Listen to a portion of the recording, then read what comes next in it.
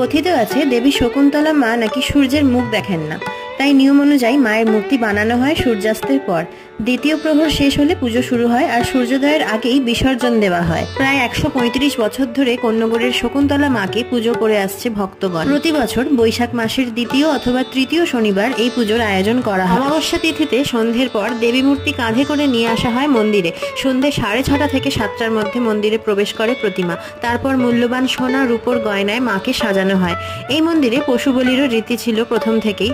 একসময় কয়েক হাজার ছাগল বলি হতো, সেই সংখ্যা বর্তমানে অনেকটাই কমে এসেছে। শোনা যায় পুরোহিত দেবেন্দ্রনাথ চক্রবর্তী একবার পুজো করে ফেরার সময় শ্যামলা এলোকেশী অপরূপা এক নারী মূর্তিকে দেখেন। নারী মূর্তি হাঁটতে হাঁটতে ভাগাড়ের কাছে গিয়ে একটা অশ্বত্থ গাছের নিচে মিলিয়ে যায়। সেই রাতেই দেবী পূজারীকে নির্দেশ দেন ওই অশ্বত্থ গাছের নিচে যেখানে শকুনের বাসা রয়েছে সেখানেই ঘর স্থাপন করে পুজো করার জন্য। সেই থেকেই দেবীর নাম হয় শকুন্তলা মা। জয় মা শকুন্তলা, সকলকে ভালো রেখো মা।